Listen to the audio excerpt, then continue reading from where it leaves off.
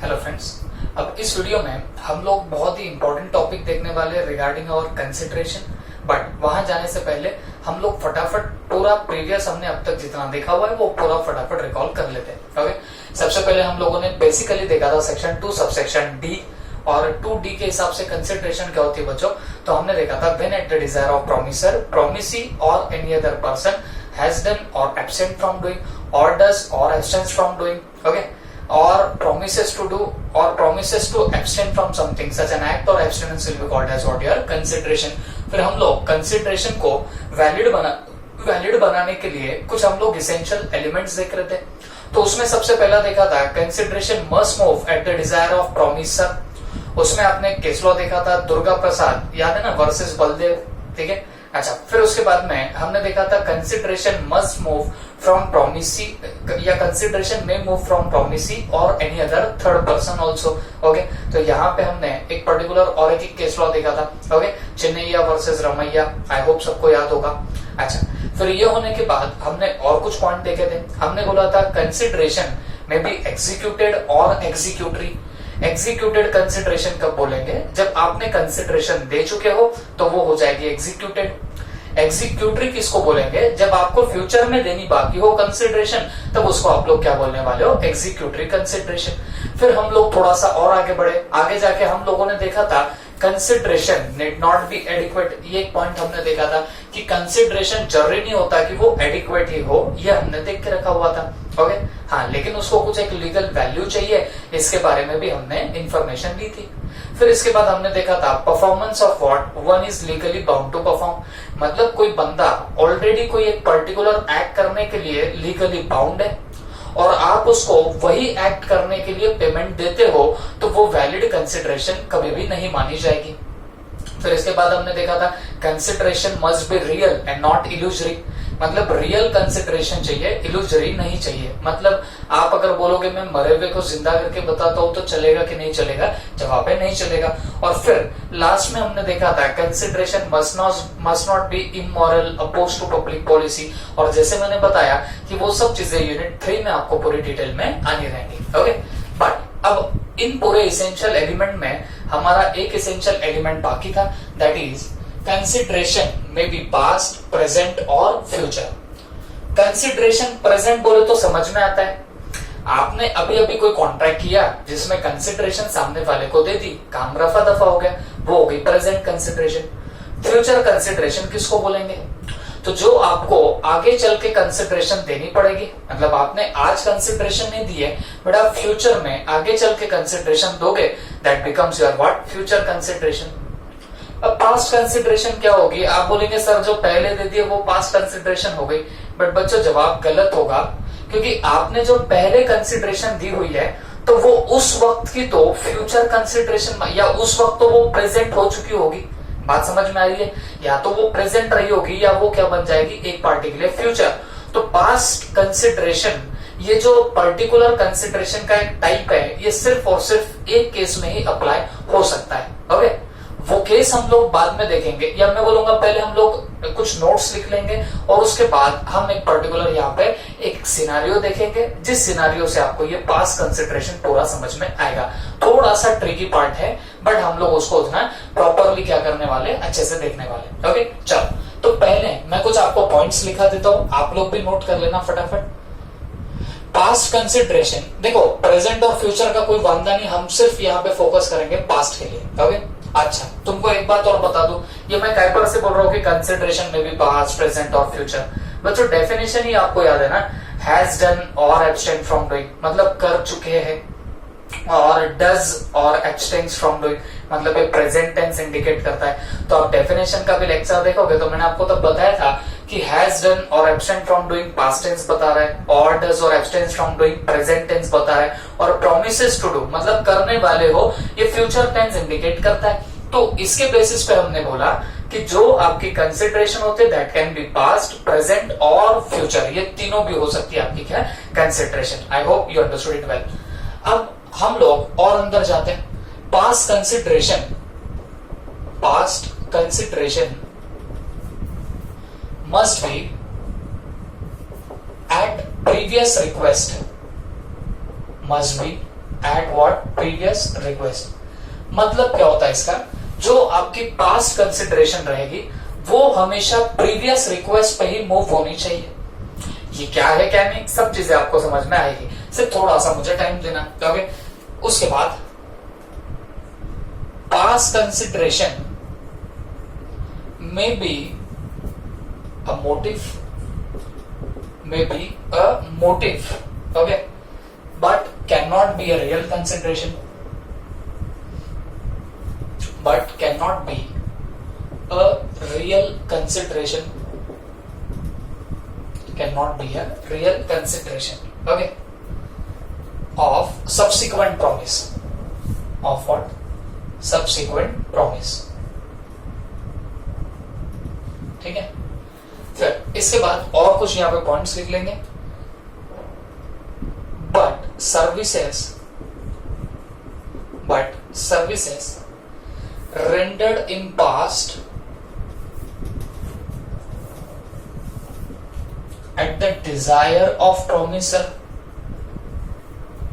at the desire of promiser, if subsequently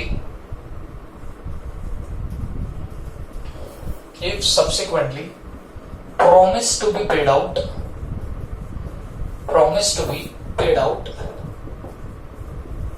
then it will be presumed that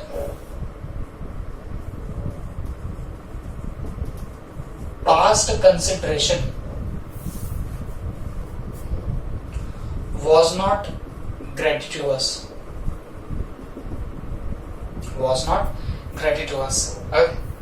अब ये हुआ past consideration के बारे में पूरा एक पर्टिकुलर पैराग्राफ। ओके, अब आपको आराम से समझना पड़ेगा कि इसके पीछे क्या रीजनिंग है, क्या इसका मतलब होता है, कि प्लीज आप लोग ध्यान से सुनना। अब देखो, ये ऐसे भी नहीं समझ में आएगा, मैं आपको एक एग्जांपल यहाँ पे फ्रेम करके देता हूँ, ठीक है, ध्यान से देखना। देखो बच्चों, ये एक पर्टिकुलर टीचर है, ओके, और ये टीचर किसी एक पर्टिकुलर बंदा, जो हम उसको नाम दे देंगे ए, और ये बंदा था थोड़ा सा financially unsound, okay, financially what, unsound, मतलब इसकी फाइनेंशियल पोजीशन जो थी वो कुछ इतनी खास नहीं थी। तो ये ऐसा बंदा कौन था बताना, ए नाम का बंदा था। तो ए नाम के बंदे ने रिक्वेस्ट करी थी किसको बताना, इस पर्टिकुलर टीचर को। अच्छा, रिक्वेस्ट किस चीज के लिए करी, कि सर देखो आज मेरी हालत बड़ी खराब है, फाइनेंशियली हम बहुत वीक है, तो आप मुझे सीए की कोचिंग दे दो, मैं पढ़ना चाहता हूँ। ये किसने बोला, ए ने बोला, या ए ने रिक्वेस्ट किया किसको, एक पर्टिकुलर टीचर को, और टीचर का दिल पिघल गया। एंड अकॉर्डिंगली टीचर ने क्या किया बताना, टीचर ने उसको टीचिंग करना स्टार्ट कर दिया। बात समझ में आ गई आपको, टीचिंग करना स्टार्ट कर दिया। एक बात मुझे आप लोग सोच के बताना, यहाँ जो ये टीचर उसको टीचिंग कर रहा है, तो क्या यहाँ पे कुछ रिटर्न में मिलने की टीचर को इच्छा है या नहीं है? तो आप जवाब देंगे सर इसने तो रिक्वेस्ट किया ना, मेरी फाइनेंशियल कंडीशन साउंड नहीं है, और अगर टीचर यस बोलता है तो इसका मतलब टीचर को यहाँ पे कुछ आने की इच्छा है ही नहीं। तो बोलने का मतलब क्या हुआ, टीचिंग यहाँ पे बस एक मोटिव हो गया, यहाँ कोई कंसिडरेशन उसको रिटर्न में नहीं चाहिए इस पर्टिकुलर टीचर को। बात समझ में आ गई आपको? टीचर ने सिर्फ रिक्वेस्ट पे उसको पढ़ाना चालू कर दिया, तो यहाँ टीचर का मोटिव दिख रहा है। मोटिव दिख रहा है मतलब सोशल मोटिव यहाँ पे दिखाई दे रहा है, कंसिडरेशन यहाँ पे लेने की टीचर की इच्छा है ही नहीं। अब मुझे एक बात बताओ, कंसिडरेशन का मतलब होता है समथिंग इन रिटर्न। तो यहाँ पे समथिंग इन रिटर्न कुछ भी नहीं आ रहा है, तो ये कंसिडरेशन ही नहीं बनती है। और जब कंसिडरेशन ही नहीं बनी, तो क्या इनके बीच में यहाँ पे इस वक्त कोई कॉन्ट्रैक्ट बना है या नहीं बना है? आप जवाब देना। तो जवाब आएगा सर यहाँ पे इनके बीच में कोई कॉन्ट्रैक्ट बना ही नहीं है। क्यों नहीं बना है? क्योंकि ये बंदा टीचिंग प्रोवाइड कर रहा है on the request of this particular person. यहाँ बस टीचर का मोटिव है उसको पढ़ाना, और कुछ भी पैसे से लेना देना यहाँ पे उसका क्या नहीं बताना, मोटिव नहीं है। बात समझ में आ गई? देखो, जब कंसिडरेशन का मोटिव नहीं होता है, देखो जब no consideration is the motive, तो ऐसे एक्ट को बोला जाता है ग्रेटिट्यूअस एक्ट। हमेशा याद रखना ये वर्ड को, ग्रेटिट्यूअस। ग्रेटिट्यूअस का मतलब क्या होता है बताना, जहां पे कंसिडरेशन के लिए आप लोग काम नहीं कर रहे हो उसको बोलते हैं ग्रेटिट्यूअस एक्ट। तो अगर कोई बंदा चैरिटी के लिए, मान लो जो गरीब स्टूडेंट है, बस उनको पढ़ाने का काम कर रहा है, ओके, बिना पैसे के अगर पढ़ाने की कोशिश कर रहा होगा तो उसका वो ग्रेटिट्यूअस एक्ट बोला जाएगा, है ना, विदाउट इंटेंशन ऑफ कंसिडरेशन का एक्ट बोला जाएगा। वर्ड याद रहेगा आपको, ग्रेटिट्यूअस। तो जहां कंसिडरेशन हमारी कोई इच्छा नहीं है तो उसको बोलते हैं ग्रेटिट्यूअस एक्ट, ठीक है। तो एक टीचर था, उसने रिक्वेस्ट ऑफ ए क्या कर दिया, टीचिंग करना चालू कर दिया, जैसे उसका मोटिव था। और यहाँ पे हमको एक बात समझ में आ गई, there was no contract at all, यहाँ कोई कॉन्ट्रैक्ट था ही नहीं, ओके।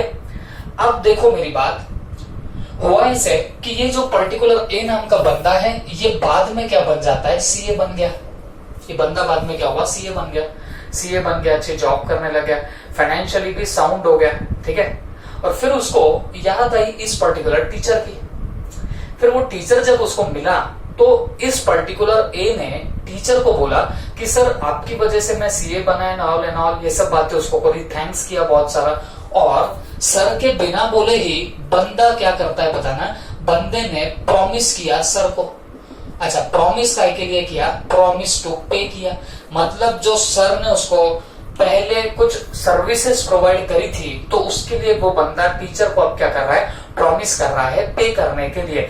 बात समझ में आ गई?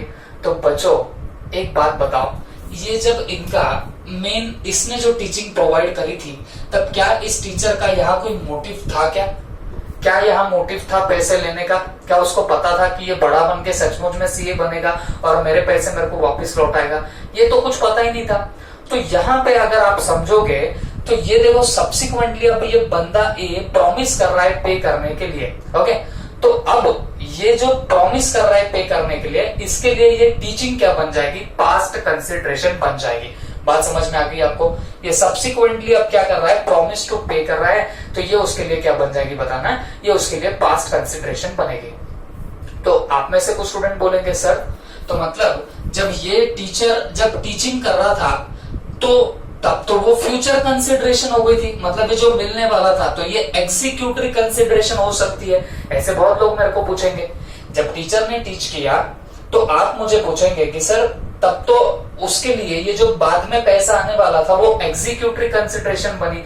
बट बच्चों आप समझ के लो ना, जब ये पर्टिकुलर टीचर ने टीचिंग स्टार्ट की थी तब तो उसका इंटेंशन यहाँ पे क्या था बताना, पैसा लेना तो था ही नहीं। यहाँ तो उसका ग्रेटिट्यूअस एक्ट चल रहा था। उसका एक्ट कैसा था बताना, ग्रेटिट्यूअस एक्ट था। तो अगर वो ग्रेटिट्यूअस एक्ट है तो मुझे एक बात बताना, मतलब विदाउट कंसिडरेशन का एक्ट था, तो जब ये पढ़ा रहा था तब हम बोल ही नहीं सकते कि ये उसके लिए फ्यूचर कंसिडरेशन है, क्योंकि टीचर ने कोई बोली नहीं लगाई थी कि मैं आज टीचिंग करूंगा, तू जब सीए बनेगा तब मुझे पैसे देना, ये तो कोई बोली नहीं लगी थी। तो बोलने का मतलब क्या हुआ, ये बाद में खुद से प्रॉमिस कर रहा है ना पे करने के लिए, तो फिर इस प्रॉमिस के लिए ये जो पुरानी उसने टीचिंग करी, जो उस टाइम को ग्रेटिट्यूअस थी, तो वो बन जाएगी past consideration. Is that clear? तो ये सिर्फ एक ही चीज में हो सकता है, मतलब जब आप पहले कोई सर्विस रेंडर कर रहे हो, टीचिंग तो मैंने एग्जांपल के लिए बोला, इसके अलावा आप कोई भी सर्विस रेंडर कर रहे हो और सर्विस रेंडर करते वक्त आपका कोई इंटेंशन नहीं है सामने वाले से कंसिडरेशन लेना, आपने अपनी सर्विस रेंडर कर दी। और अगर फ्यूचर में कल चल के अगर ये बंदा क्या करता है बताना, प्रॉमिस करता है आपको पे करने के लिए, और आप भी बोलते हो ठीक है भाई पे करता है कर देना, तो उस प्रॉमिस के लिए जो आपने पहले सर्विस प्रोवाइड करी थी वो बन जाएगी past consideration. I hope you understood it well, ठीक है। तो ये बनेगी उसकी पास्ट कंसिडरेशन। बाकी किसी एरिया में ये नहीं होता, मतलब जहां आपका पहले से अगर इंटेंशन होगा, लेट्स से टीचर ने अगर उसको पहले से बोला कि तू जब बड़ा बन जाएगा, सीए बन जाएगा, तो तू मुझे मेरे पैसे लौटा देना, अगर ऐसा एग्रीमेंट होता है इन दोनों के बीच में, तब डेफिनेटली ये जो फ्यूचर में ये पैसे आने वाले वो इसके लिए उस टाइम को, टीचिंग के टाइम को एग्जीक्यूटरी कंसिडरेशन बन जाएगी। क्यों? क्योंकि ये आज तो टीचिंग कर रहा है बट इससे पैसे फ्यूचर में आएंगे, तो फ्यूचर में आएंगे तो वो एग्जीक्यूटरी कंसिडरेशन बनेगी। बट वो कब की बात है, जब आपका मोटिव है सामने वाले से पैसे लेना। बट ये एक ही सिनारियो ऐसा होता है जहां सर्विसेज रेंडर होती है without any motive of claiming consideration. Consideration लेना यहाँ पे कोई मोटिव होता ही नहीं है। हाँ, बट फ्यूचर में आप आपकी मर्जी से, वो खुद प्रॉमिसर खुद प्रॉमिस कर देता है कि मैं अब आपको क्या देता हूं, पैसे देता हूं तब तो कौन मना करेगा, ठीक है। तो फिर उस वक्त इस पर्टिकुलर प्रॉमिस के लिए वो जो पास्ट में टीचिंग प्रोवाइड करी थी विदाउट एनी मोटिव, मतलब कोई इंटेंशन नहीं था कंसिडरेशन का, वो बनेगी past consideration. I hope you understood it well, okay. अब इसमें क्या क्या पॉइंट्स है देखते हैं। Past consideration must be at the previous request, तो तुमको भी समझ रहा होगा। देखो पहले ए ने रिक्वेस्ट किया था कि सर मेरे को टीचिंग करो, तो रिक्वेस्ट किसकी थी बताना, प्रीवियस रिक्वेस्ट थी, तो बस उसी पे पास्ट कंसिडरेशन मूव हो गई। आई होप आपको ये पॉइंट समझा होगा। प्रीवियस रिक्वेस्ट पे होना चाहिए, तो रिक्वेस्ट तो इसे नहीं करी थी। पास्ट कंसिडरेशन में be a motive but can not be a real consideration of subsequent promise. ये बात समझ के लेना। वो क्या बोलता है, जो पास्ट कंसिडरेशन थी वो एक मोटिव हो सकती है। अब आप सोच के देखो ना बच्चों, ये टीचर ने इसको जो टीचिंग करी तो यहां बस एक मोटिव था, ये कोई रियल कंसिडरेशन नहीं थी। बात समझो, जब इस टीचर ने टीचिंग की तब कोई वो रियल कंसिडरेशन तो थी नहीं, क्योंकि जब टीचर टीच कर रहा था तब उसको पता भी नहीं था कि ये सीए बन के मेरे को पैसे लौटाएगा। अरे भाई सीए बन के पैसे लौटाएगा कि नहीं लौटाएगा ये तो बात अलग, पहली बात तो सीए ही बनेगा कि नहीं बनेगा उसमें सबसे बड़ा क्वेश्चन मार्क होता है। तो टीचर का मोटिव तो ये था ही नहीं, तो टीचर सिर्फ क्या कर रहा था बताना, टीचर उसको कोई कंसिडरेशन मान ही नहीं रहा था, वो तो प्योरली अपना बस मोटिव मान रहा था, बस ग्रेटिट्यूअसली क्या कर रहा था बताना, विदाउट एनी कंसिडरेशन के बतौर वो क्या कर रहा था बताना, अपनी टीचिंग प्रोवाइड कर रहा था। तो इसके लिए बोला गया है कि जो पास्ट कंसिडरेशन है, जैसे यहाँ पे वो टीचिंग पास्ट कंसिडरेशन बन गई है ना, ये यहाँ पे क्या बन रही है बताना, पास्ट कंसिडरेशन। अच्छा, तो यहाँ क्या बोला है, पास्ट कंसिडरेशन में बी अ मोटिव, ये सिर्फ मोटिव हो सकता है but can not be a real consideration. ये रियल कंसिडरेशन वैसे नहीं होती, क्योंकि उस टाइम जब उसने अपनी सर्विस प्रोवाइड करी थी तो वो तो कोई कंसिडरेशन थी ही नहीं, क्योंकि उसको पता भी नहीं था कि ये आगे चल के हमको पैसे वापस लौटाएगा। ओके, तो इसके लिए बोला है was not a real consideration for a subsequent promise. Subsequent promise कौन सा, ये वाला, ये जो बोल रहा है ना मैं तुमको सर पे कर देता हूं, तो इस सब्सिक्वेंट प्रॉमिस के लिए ये पास्ट कंसिडरेशन वैसा देखा जाए तो कोई रियल कंसिडरेशन होती नहीं है। ओके, क्योंकि वहां तुम्हारा मोटिव पैसे अर्न करना था ही नहीं। I hope you understood it well. ये 2 पॉइंट हुए। फिर क्या लिखा, but services rendered in past, मतलब जैसे टीचिंग आपने पास्ट में प्रोवाइड करी at the desire of promisor, इस प्रॉमिसर के डिजायर पे आपने उसको सर्विसेज रेंडर करी। If subsequently promise to be paid out, और ये सब्सिक्वेंटली प्रॉमिस करता है पे आउट करने के लिए, then it will be presume that past consideration was not gratuitous. बात समझो, देखो आपने सर्विस प्रोवाइड करी इसके रिक्वेस्ट पे, ठीक है, तब डेफिनेटली आपका मोटिव नहीं था। बट अगर ये फ्यूचर में आपको प्रॉमिस कर देता है कि सर मैं आपको पे करूंगा, और आप फिर कुछ नहीं बोलते, आप मना नहीं करते, आप पैसे भी रख लेते हो, तब फिर माना जाएगा कि ये जो आपकी कंसिडरेशन थी या वो जो आपका एक्ट था वो ग्रेटिट्यूअस नहीं था, नॉट ग्रेटिट्यूअस, मतलब तब मान लिया जाएगा कि आपने पैसे के लिए ही काम किया था। बात समझ में आ रही है आपको?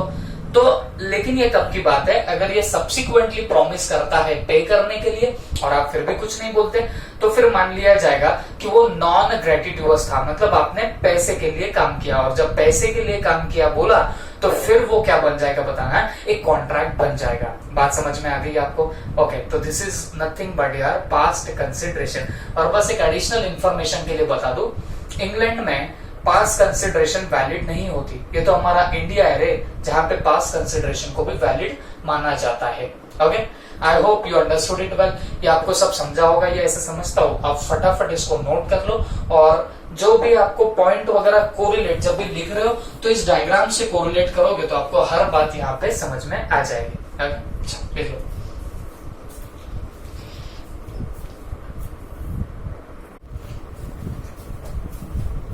तो चलो फ्रेंड्स, अब हम लोग थोड़ा सा और आगे बढ़ते हैं। Next part is suit by a third party. Okay, तो सबसे पहले सूट का मतलब याद रखना है, सूट का मतलब होता है केस। ओके, ये मैं आपको पहले भी बता चुका हूं, सूट का मतलब क्या होगा, केस। तो इस पूरी हेड का मीनिंग क्या हुआ, हेडिंग का मीनिंग ये निकलता है सूट बाय माने case by third party to a contract. ठीक है, मतलब आपका जो कॉन्ट्रैक्ट हुआ तो उसमें थर्ड पार्टी स्यू कर सकती है कि नहीं कर सकती है, केस कर सकती है कि नहीं कर सकती है, ये चीजें हम लोग यहाँ पे देखने वाले। ओके, आई होप सबका ध्यान है मेरे पास में, तो प्लीज अब ध्यान से सुनना बच्चों। देखो एक बात समझ के लेना, एक चीज होती है that is stranger to a consideration, stranger to a consideration is possible but stranger to a contract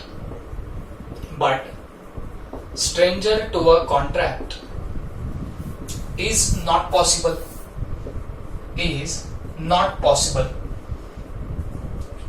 तो इस पर्टिकुलर सेंटेंस का मतलब क्या होता है, ये लाइन का मीनिंग ये निकलता है बच्चों, कंसिडरेशन थर्ड पार्टी से भी निकल सकती है, कंसिडरेशन थर्ड पार्टी भी दे सकती है, बट अगर मैं कॉन्ट्रैक्ट की बात करूं तो कॉन्ट्रैक्ट में स्ट्रेंजर कभी नहीं आएगा। स्ट्रेंजर का मतलब क्या होता है बच्चों, कोई तो भी अलग ही पर्सन जिसको आप जानते नहीं हो, कुछ नहीं।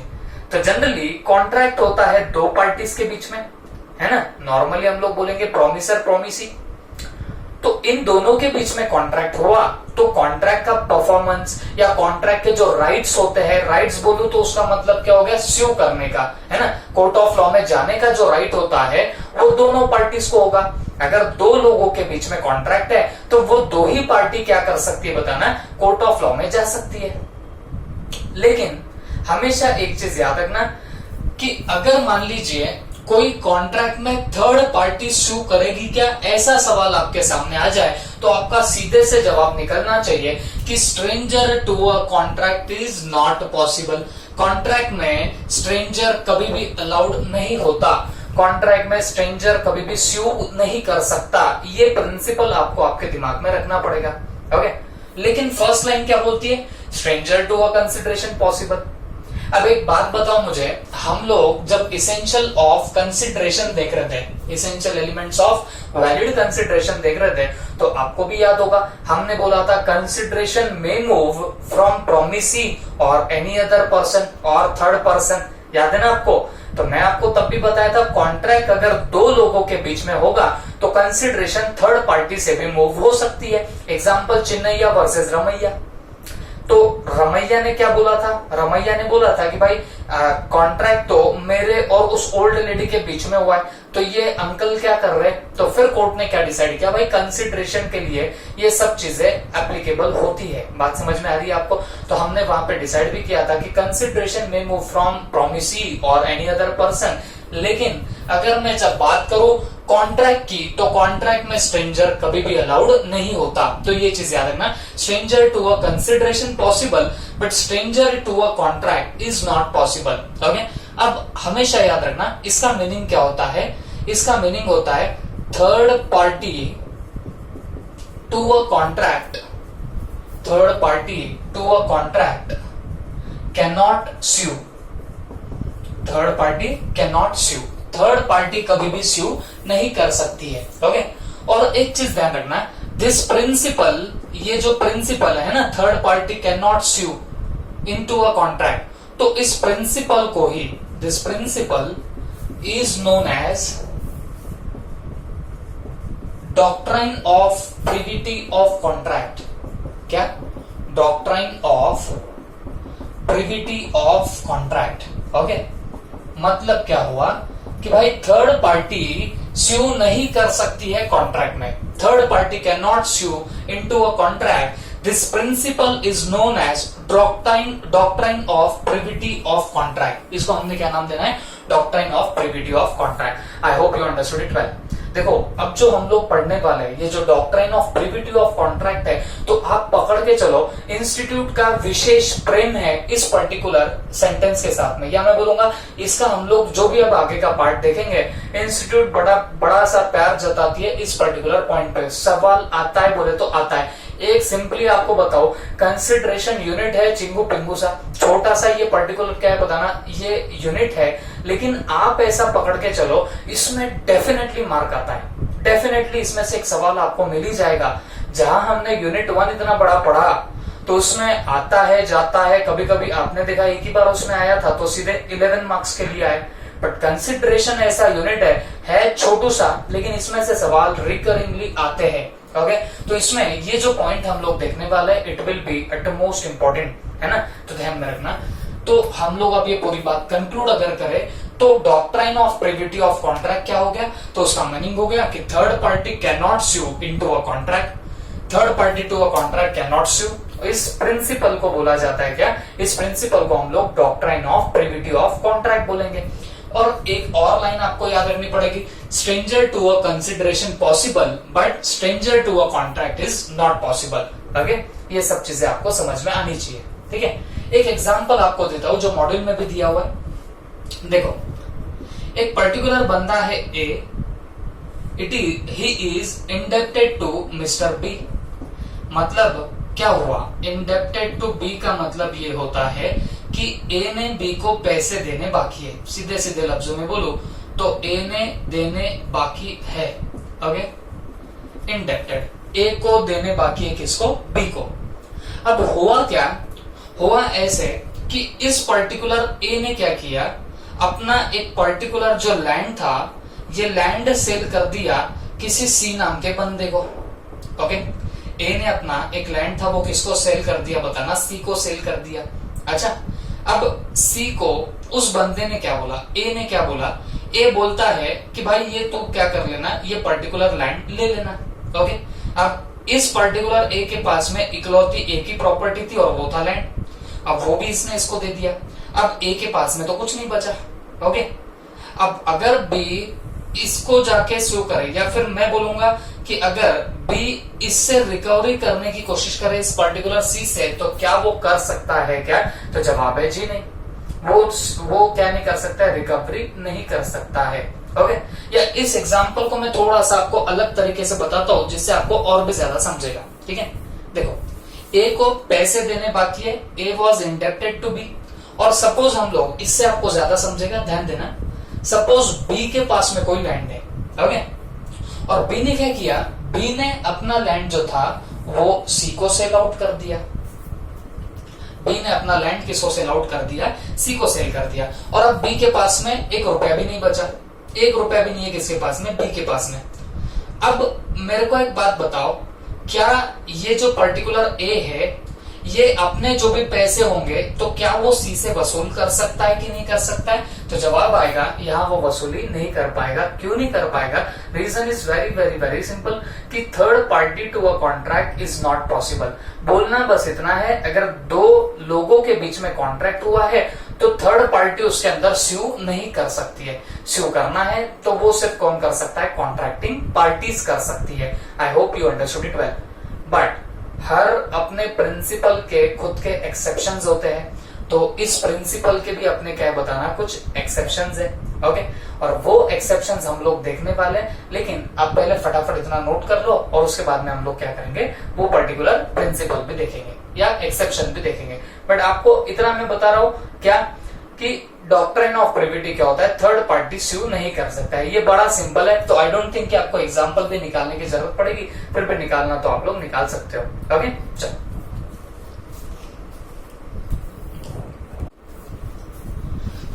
देखो बच्चों, अभी अभी हमने क्या देखा कि third party to a contract is not possible, या मैं बोलूंगा थर्ड पार्टी अगर होगी कोई कॉन्ट्रैक्ट की तो वो स्यू नहीं कर सकती है। क्यों, क्योंकि स्यू करने का राइट किसका है बताना, कॉन्ट्रैक्टिंग पार्टीज का।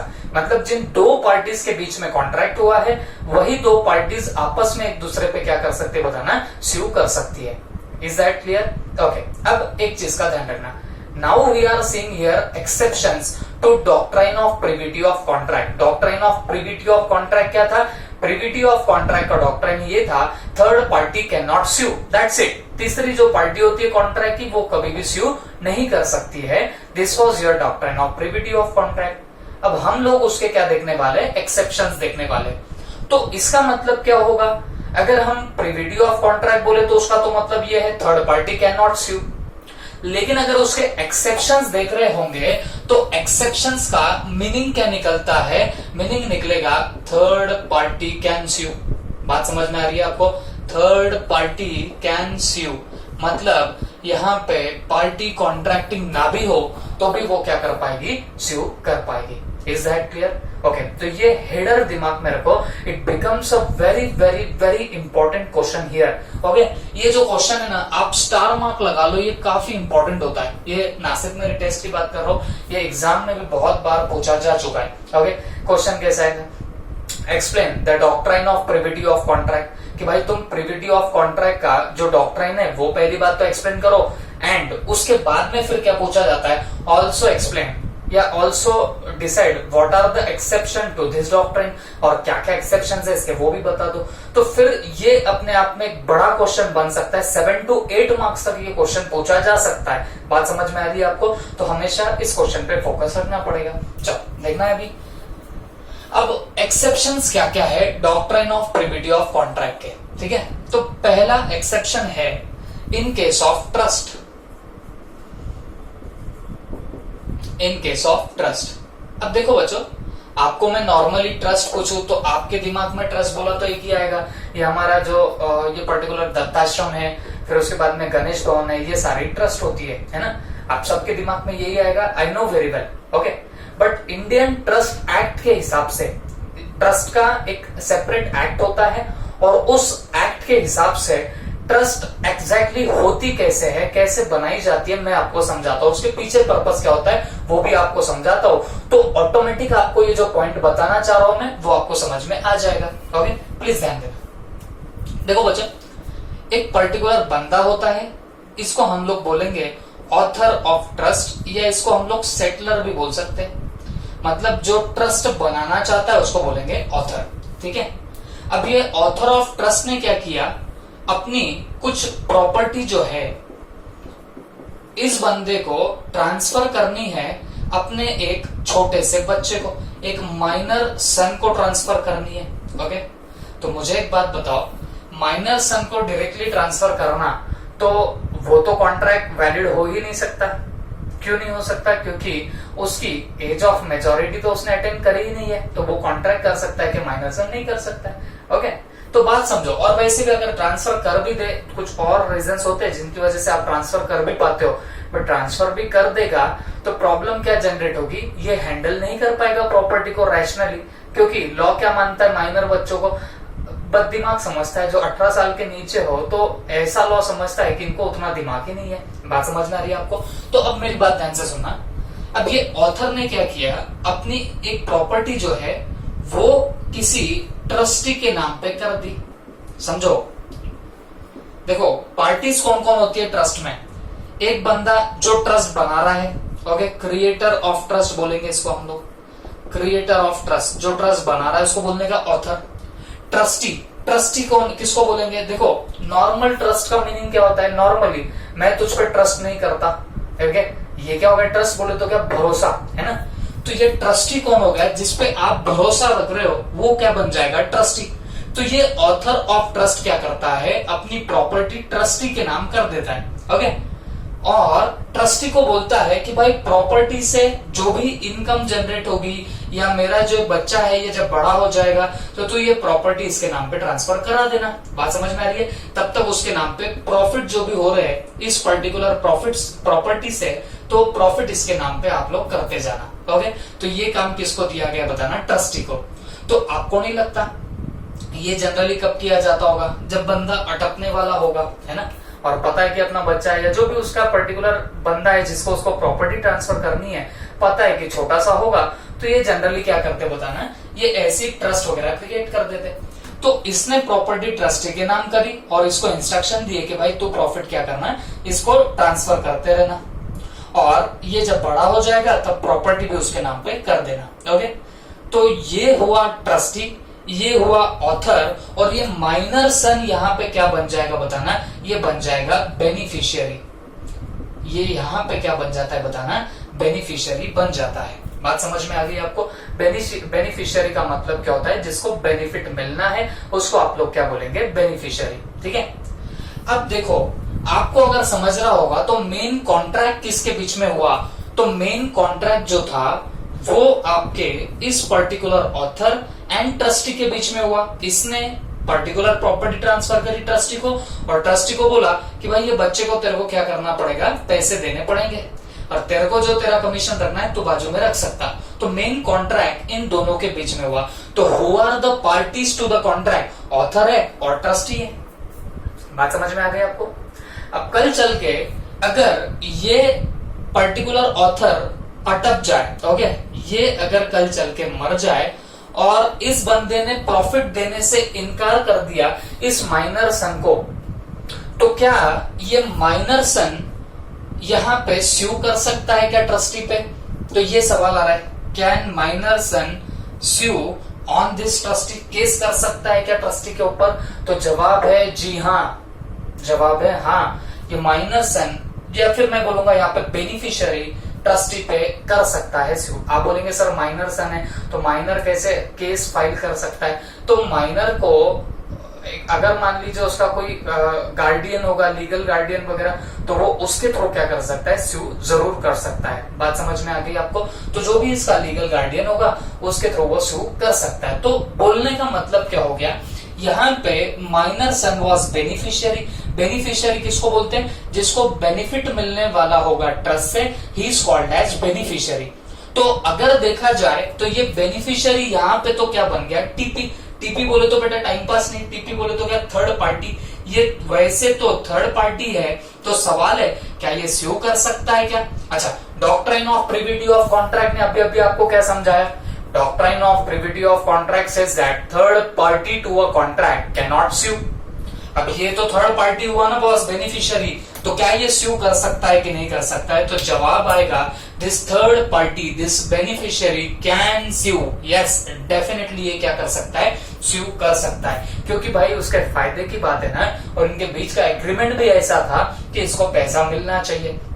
अगर आप वैसा काम नहीं करते हो तो डेफिनेटली बेनिफिशियरी क्या कर सकता है? स्यू कर सकता है। बात समझ में आ गई आपको? आई hope you understood it well. तो ये हुआ ट्रस्ट। तो हम लोग क्या देख रहे हैं? एक्सेप्शंस देख रहे हैं doctrine of privity of contract. Privity of contract सिखाता है third party can not sue, but हम उसके एक्सेप्शन देख रहे हैं। तो एक्सेप्शन में क्या होने वाला है? Third party can sue, third party भी स्यू कर सकती है। तो यहाँ पे इन दोनों के बीच में मेनली कॉन्ट्रैक्ट हुआ, बट ये माइनर सन या जो बेनिफिशियरी है वो यहाँ पे क्या कर पाएगा? स्यू जरूर कर पाएगा। आई hope you understood it well.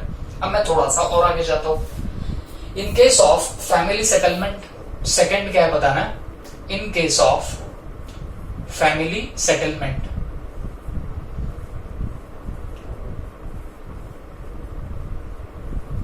Okay, in case of family settlement. अब ये क्या चीज होती है?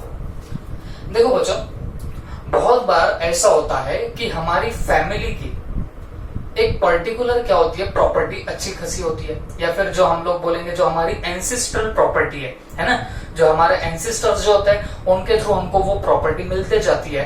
तो कभी कभी क्या होता है बच्चों, जो एंसिस्ट्रल प्रॉपर्टी है तो उसका अगर कभी पार्टीशन करना है, उसकी कुछ सेटलमेंट करनी है, तो बहुत बार क्या होता है उसके टर्म्स लिखे जाते हैं कि भाई सेटलमेंट करने का कल मौका आया तो कौन कैसे कैसे सेटलमेंट करेगा, ये बहुत बार राइटिंग में लिख दिया जाता है। ओके, जैसे मान लीजिए एक बूढ़ा सा आदमी है और उसने बहुत प्रॉपर्टी कमाई अपने जमाने में, और उसके 3 बच्चे हैं, 3 लड़के हैं उसको। ओके, अब ये 3 लड़के हैं, तो इस बंदे ने अपने प्रॉपर्टी को लेके, अपने जायदाद को लेके कल चल के झगड़े ना हो, तो इसके लिए उस बंदे ने राइटिंग में लिख के रखा कि कैसे कैसे फैमिली सेटलमेंट करना है, या प्रॉपर्टी का जो सेटलमेंट है वो कैसे करेंगे, ये उसने राइटिंग में लिख के रख दिया। बात समझ में आई है?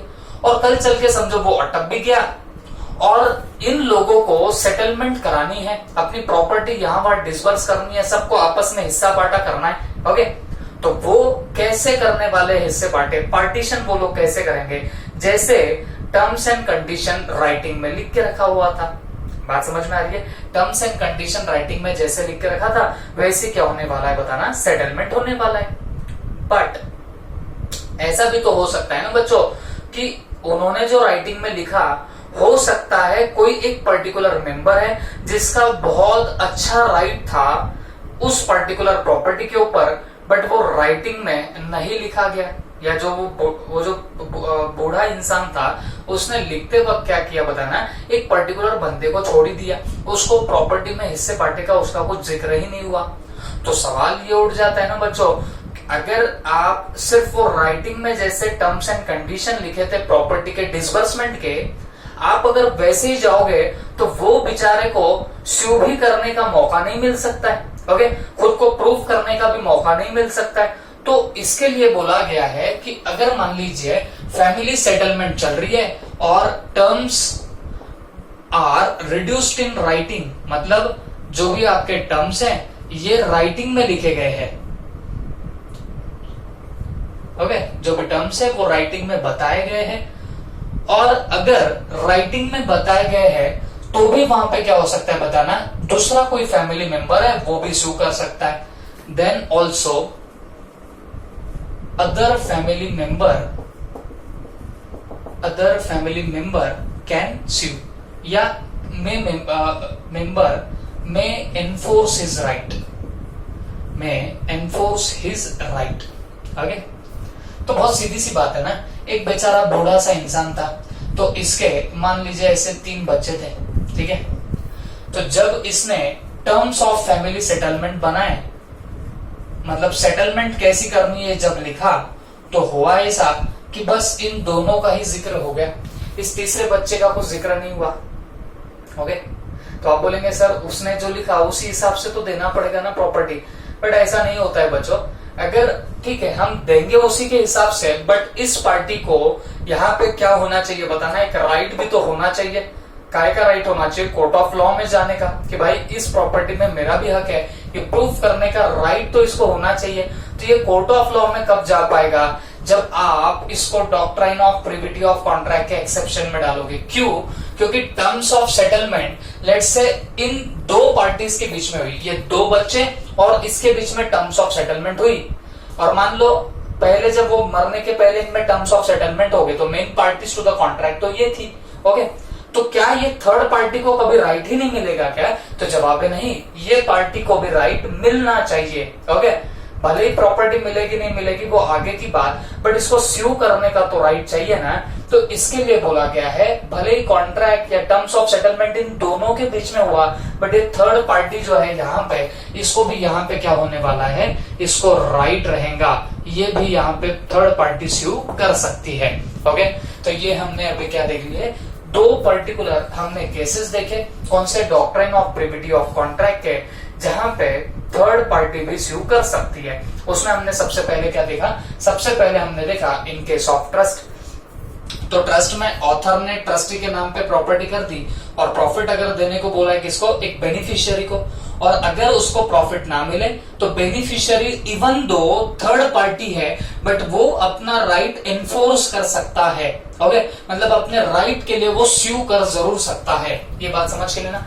और फिर in case of family settlement, तो इसमें मैं आपको क्या बता रहा हूं, अगर टर्म्स रिड्यूस इन राइटिंग है, मतलब टर्म्स ऑफ सेटलमेंट राइटिंग में रखी गई है, तो भी other family member can also sue, तो दूसरे भी फैमिली मेंबर को डेफिनेटली राइट रहेगा वहां पे स्यू करने को।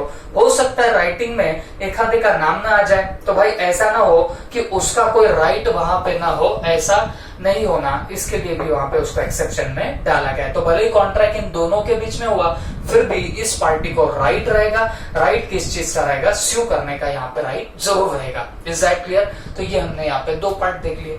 अब थर्ड है in case of certain marriage contract. In case of certain marriage contract, in case of certain marriage contract. अब एक बात बता दूं आपको, ये जो पॉइंट है तो इसका पहले एक्सप्लेनेशन अलग हुआ करता था, और अभी कुछ तो भी अलग ही एक्सप्लेनेशन उन लोगों ने मॉड्यूल में डाल के रखा हुआ है। ओके, अब सवाल है हमने क्या करना, हम समझेंगे पहले के एक्सप्लेनेशन से, बट लिखेंगे आज के एक्सप्लेनेशन से। Reason is very simple. Reason ये है, मॉड्यूल में इस साल में चेंज हुआ है, बट उसकी जो कॉन्सेप्ट है वो वही है जो पहले मॉड्यूल में उन्होंने डाल के रखी हुई थी। अब ये चेंज कैसे हो गया ये तो आईसीआई वाले ही जाने, ये किसी को नहीं पता। चलो मैं आपको बताता हूँ ये है क्या। सर्टेन मैरिज कॉन्ट्रैक्ट में थर्ड पार्टी भी क्या कर सकते हैं? स्यू कर सकती है। ओके, अब इसका मतलब क्या हुआ? लेट्स से कोई एक एचयूएफ है, ठीक है। एचयूएफ का मतलब क्या होता है? हिंदू अनडिवाइडेड फैमिली, ठीक है। अब ये एचयूएफ का पार्टीशन हो रहा है, ओके, या मैं बोलूंगा इसका सेटलमेंट हो रहा है। एचयूएफ है तो इसका पार्टीशन हो रहा है, तो पार्टीशन हो रहा है तो सब जो पर्टिकुलर मेल मेंबर्स है उनको तो पैसे मिलने लग गए। ओके, तो अगर मान लीजिए इस पर्टिकुलर एचयूएफ में कोई एक अनमैरिड डॉटर हो, किसी को पार्टनर की कोई अनमैरिड डॉटर वहां पे मौजूद हो, तो वो अपने मैरिज के एक्सपेंडिचर के लिए वहां पे पैसा बाजू में निकाल सकती है, प्रोविजन बना सकती है फॉर मैरिज पर्पसेस। ओके, तो अनमैरिड डॉटर रहेगी तो ये क्या करेगी बताना, प्रोविजन कर सकती है फॉर मैरिज एक्सपेंसेस। ठीक है, अब आप देखोगे तो वैसे तो जब पार्टीशन होता है तो को पार्टनर और एचयूएफ के बीच में क्या होता है बताना, मेन आपका ये कॉन्ट्रैक्ट होता है। बट यहाँ पे क्या होगा, जो अनमैरिड डॉटर होगी वो भले ही उसमें कॉन्ट्रैक्ट में ना भी होगी तो भी वो क्या कर सकती है, प्रोविजन करके रख सकती है, अपने शादी का जो खर्चा होगा उसके लिए वो पैसे साइड में निकाल जरूर सकती है। ओके, हाँ, बट ये पहले के मॉड्यूल में दिया हुआ था, बट इस बार के मॉड्यूल में इसमें क्या चेंजेस आ गए, तो यहाँ पे वो स्पेसिफिकली डॉटर पे फोकस नहीं किया है। यहाँ पे सिर्फ अब सिंपली इतना बोल दिया है कि कल चल के अगर फैमिली सेटलमेंट या एचयूएफ का पार्टीशन ऐसा कुछ भी होता है तो कोई भी बंदा ही भी यूज किया है उसके अंदर, तो मतलब कोई भी बंदा जिसका अभी मैरिज नहीं हुआ है तो वो अपने मैरिज के एक्सपेंडिचर के लिए प्रोविजन सेट असाइड कर सकता है। तो भले ही वो को पार्टनर ना हो, भले उसका एचएफ से फिलहाल के लिए कुछ लेना देना ना हो, बट फिर भी क्या हो सकता है बताना, वो पैसा सेट असाइड कर सकता है। बात समझ में आ गई। अब आप में से कुछ पूछेंगे कि सर ऐसा थोड़ी होता है कि भाई जो हमने तो ये सुना हुआ है कि बाय बर्थ हमारा क्या हो जाता है, राइट आ जाता है किसके ऊपर बताना, एचयूएफ के ऊपर, है ना, हमारा प्रॉपर्टी में वहां पे क्या आने लगता है, राइट आने लगता है। बट बच्चों जैसे वेस्ट बंगाल एंड ऑल, ये ऐसे कुछ पर्टिकुलर स्टेट्स है जहां पे क्या होता है, जब तक आपके पेरेंट्स जिंदा हो तो जो नीचे के बच्चे होते हैं उनको वहां पे राइट नहीं मिलता। बात समझ में आ रही है, जब तक पेरेंट्स मौजूद हो तो उनको राइट नहीं मिलता। तो वैसे केसेस की मैं बात कर रहा हूं, तो उन लोगों को एक चांस रहेगा अपनी शादी का खर्चा बाजू में निकालने का, क्योंकि मेन कॉन्ट्रैक्ट किसके, एचयूएफ और वो को पार्टनर्स के बीच में, वो फिलहाल तो को पार्टनर है नहीं एचयूएफ का, तो वो भी बंदा क्या करेगा बताना है, अपना मैरिज का प्रोविजन साइड में निकाल जरूर सकता है। ओके, तो ये एक पर्टिकुलर क्या हो जाता है आपका doctrine of privity of contract, क्योंकि मेन कॉन्ट्रैक्ट को पार्टनर और एचयूएफ के बीच में, थर्ड पार्टी अगर प्रोविजन बना रही है अपने मैरिज के लिए तो भी वो कॉन्ट्रैक्ट हो सकता है। मतलब अगर उसको पैसा कोई ना दे तो वो थर्ड पार्टी कैन ऑल्सो स्यू, वो भी पार्टी क्या कर सकते हैं, स्यू वहां पे कर सकती है। ओके, मतलब पेरेंट्स वैसे तो क्या हो गए वहां पे कॉन्ट्रैक्ट करने के लिए लाइबल, या उनका कॉन्ट्रैक्ट हुआ होगा एचयूएफ के साथ में, लेकिन उनके जो बच्चे रहेंगे तो वो बच्चे भी स्यू कर सकते हैं फॉर देयर मैरिज के एक्सपेंसेस, उसकी प्रोविजन करने के लिए वो स्यू जरूर कर सकते हैं। ओके, तो ये हमने ऐसे 3 पॉइंट्स देख लिए। तो 3 पॉइंट्स क्या है, अगर आप एक्सप्लेनेशन देखोगे तो बहुत ही काफी एक ही लाइन में एक्सप्लेनेशन उन्होंने खत्म कर दिया है। तो लर्निंग पॉइंट ऑफ व्यू बोलो तो आपको कहीं पे भी दिक्कत आने नहीं वाली। ओके, चल तो फटाफट देख लेते हैं हम लोग doctrine of privity of contract के एक्सेप्शन देख रहे हैं। उसमें सबसे पहला था ट्रस्ट। ट्रस्ट के केस में बेनिफिशियरी कैन ऑल्सो स्यू। फिर हमने देखा फैमिली सेटलमेंट, मतलब जो दो लोगों के बीच में अगर कॉन्ट्रैक्ट हुआ होगा फैमिली सेटलमेंट का, तो थर्ड पार्टी जो फैमिली मेंबर है, ये इंपॉर्टेंट है, अदर फैमिली मेंबर में इन्फोर्स, भले ये अदर फैमिली मेंबर है बट इनके कॉन्ट्रैक्ट के लिए तो वो थर्ड पार्टी बना, तो क्या स्यू कर सकता है कि नहीं कर सकता है, कर सकता है। फिर in case of certain marriage contract होगा तो भले ही एचयूएफ का पार्टीशन हो रहा है, भले ही वो फिलहाल को पार्टनर नहीं है, उसका कोई कॉन्ट्रैक्ट नहीं है, बट फिर भी अपने वो शादी के एक्सपेंडिचर के लिए, मैरिज के एक्सपेंडिचर के लिए क्या कर सकता है बताना, स्यू जरूर कर सकता है। बात समझ में आ रही। मेनली ये यहाँ पे वो पर्टिकुलर बंदा देखा जाए तो वो थर्ड पार्टी बन जाएगा, but still he can sue there for marriage purposes. Okay, तो ये हमारे क्या हो जाते बताना, 3 पॉइंट यहाँ पे हो जाते हैं। इसके बाद भी हम लोग आगे बढ़ेंगे, बट फिलहाल आप लोग इतना नोट कर लीजिए, है ना।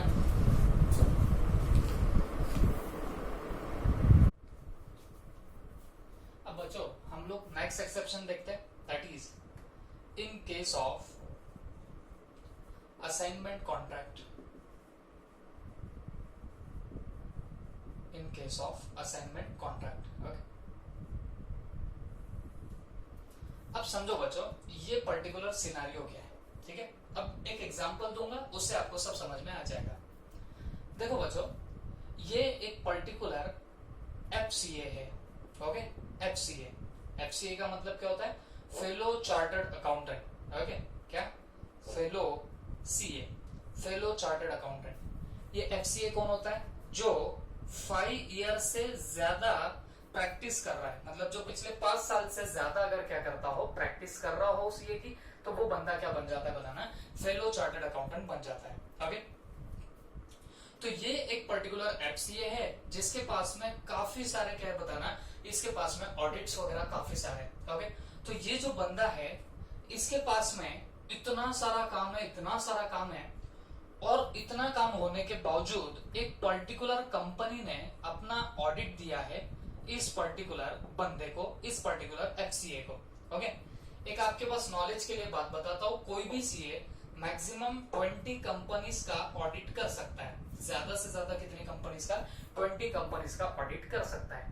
तो आप बोलेंगे सर क्या फिर 20 में ही खुश हो जाना पड़ता है क्या? ऐसा नहीं होता है, जुगाड़ लग जाता है।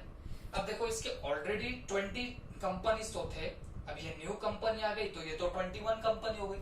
एंड लीगली ये एफसीए क्या नहीं कर सकता बताना? ये पर्टिकुलर ऑडिट ले नहीं सकता। तो आप समझ के लेना, इस एफसीए ने क्या किया, एक नया सीए बना था। नया जो भी सीए बनता है उसको बोलते हैं एसीए।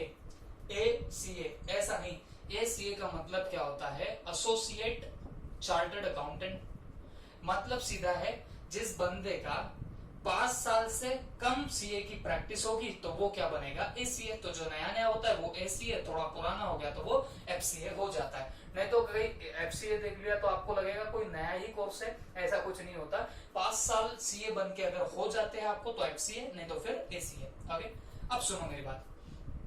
तो इसके ऑलरेडी 20 कंपनीज का इसके पास में ऑडिट था, और एक नई कंपनी का इसके पास में ऑडिट आ गया तो वो तो 21st कंपनी हो गई। तो ये बंदा तो कर नहीं सकता काम। तो इसने क्या किया, कंपनी वालों को बोला ठीक है मैं ऑडिट तो करा दूंगा, बट इसको पता था कि मेरी लिमिट तो एग्जॉस्ट हो गई है, मैं तो कर नहीं सकता। तो इस बंदे ने क्या किया, इस बंदे ने इस एसीए को ये जो ऑडिट था, ये ऑडिट असाइन कर दिया। ये जो काम था वो असाइन कर दिया।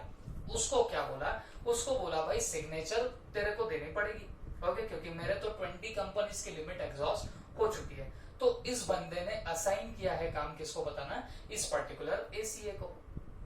अब अगर मेनली देखा जाए तो कॉन्ट्रैक्ट किसके बीच में हो? ऑडिट का काम किसने किसको दिया? इस कंपनी ने एफसीए को दिया। बट अब इसने क्या कर दिया, असाइन कर दिया दूसरे सीए को। तो जो बंदा असाइन करता है उसको बोलेंगे असाइनर। इसको क्या बोलने का? असाइनर। जिसने दिया, जिसने असाइन किया उसको असाइनर, और जिसको मिला उसको क्या बोलने का? असाइनी। ओके, इसको क्या बोलेंगे बताना? असाइनी।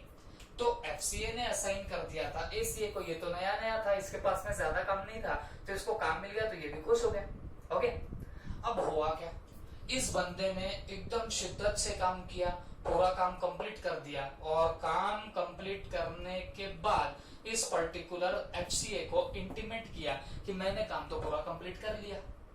फिर एफसीए ने डिमांड मांगी कंपनी से, काय के लिए? For the fees. अब डेफिनेटली जो भी फीस आएंगी कुछ पार्ट ये रखेगा और बाकी पार्ट किसको दे देगा? एसीए को दे देगा। बट हुआ क्या, हुआ ऐसे कि ये पर्टिकुलर कंपनी ने कोई फीस दी ही नहीं। किसको नहीं दी बताना? इस पर्टिकुलर एफसीए को फीस दी नहीं। ऐसे बोल रहे कि भाई अभी लॉकडाउन हो गया, पैसे है ही नहीं हमारे पास में। ओके, तो बात समझो। अब अगर इस पर्टिकुलर कंपनी ने इस एफसीए को पैसे नहीं दिए तो सवाल ये उठता, एफसीए का तो क्या था, इसने कौन सी मेहनत करी है, इसने तो बस काम दे दिया था किसको? एसीए को। मेहनत तो इस बंदे ने की है। अब अगर एसीए को पैसे नहीं मिले तो सवाल ये उठता, क्या ये एसीए इसके ऊपर स्यू कर सकता है कि नहीं कर सकता है? सवाल ये उठता है, ये जो एसीए है क्या ये इस बंदे के, मतलब इस कंपनी के ऊपर स्यू कर सकता है कि नहीं कर सकता है? सवाल क्यों उठ रहा है? क्योंकि कॉन्ट्रैक्ट इन दोनों के बीच में हुआ था, कंपनी और एफसीए के बीच में कॉन्ट्रैक्ट हुआ था। ओके, और दूसरी बात क्या है? दूसरी बात ये है, ये पर्टिकुलर बंदा जो असाइनी है ये कहीं ना कहीं तो थर्ड पार्टी बन गया। he became here what third party to the contract. अब ये थर्ड पार्टी है तो क्या ये स्यू कर सकेगा या नहीं कर सकेगा? तो जवाब है जी हाँ, ये क्या कर पाएगा बताना, स्यू कर पाएगा। क्यों कर पाएगा? क्योंकि इसको भी इन्होंने doctrine of privity of contract के एक्सेप्शंस में डाल के रखा है। क्यों?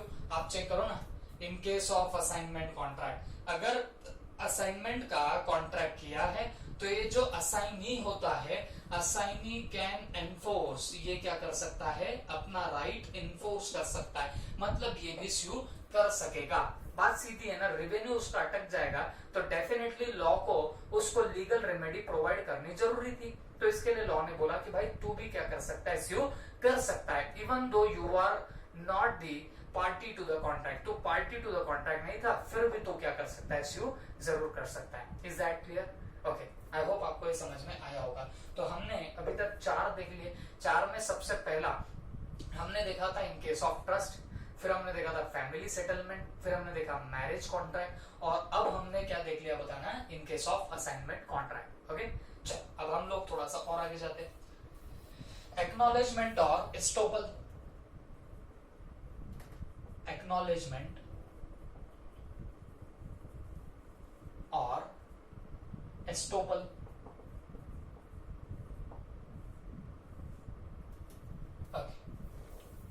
देखो, एक्नॉलेजमेंट और एस्टोपल का एग्जैक्ट मीनिंग क्या होता? जनरली एक्नॉलेजमेंट और एस्टोपल का मतलब होता है कि आप स्टॉप्ड फ्रॉम डिनाइंग हो। एस्टोपल का मतलब क्या होता है, स्टॉप फ्रॉम डिनाइंग। डिनाइंग मतलब क्या, आप ना बोल रहे हो, तो ना बोलने से स्टॉप करना, इसको बोला जाता है estoppel. Okay, stop from denying, deny करने से रोकना, उसको बोलने का एस्टोपल। ठीक है, अब बात समझो, एक्नॉलेजमेंट और एस्टोपल से कैसे हो सकता है, कैसे नहीं, प्लीज ये समझ के लेना। ये इसके लिए मैं एग्जांपल फ्रेम करूंगा, आप ध्यान से देखना। अब देखो बच्चों, ये एक ए नाम का बंदा था। ए नाम के बंदे को 20,000 रुपीज देने थे। किसको? एक बी नाम के बंदे को। ए हैड टू पे ₹20,000 to whom, to be. B को उसको 20,000 रुपए देने थे। अब हुआ ऐसे, ए बी को पैसे देने थे, बट ये बहुत दूर रहता था, बी बहुत दूर रहता था। ओके, तो यहां मैं लिख देता हूं पेबल। ये पेबल थे 20,000। तो ए ने क्या किया, सी नाम का एक बंदा जो था वो जरा नजदीक रहता था इस बी नाम के बंदे के। सी नाम का एक बंदा था जो नजदीक रहता था किसके, बी नाम के बंदे के। तो ए ने क्या करे, ₹20,000 दे दिए, पेड कर दिए किसको, सी को। और सी को क्या बोला कि भाई तू क्या करना, बी को पैसे दे देना। ओके, ए ने सी को पैसे दे दिए, कितने, 20,000, और सी को बोला कि बाबा तू क्या करना, बी को यहाँ पे पेमेंट कर देना। ठीक है, अब सी ने क्या किया, सी ने एक्नॉलेज कर दिया। सी ने एक्नॉलेज कर दिया, या मैं बोलूंगा इंटीमेट कर दिया। किसको इंटीमेट कर दिया बताना, आपके बी को इंटीमेट कर दिया।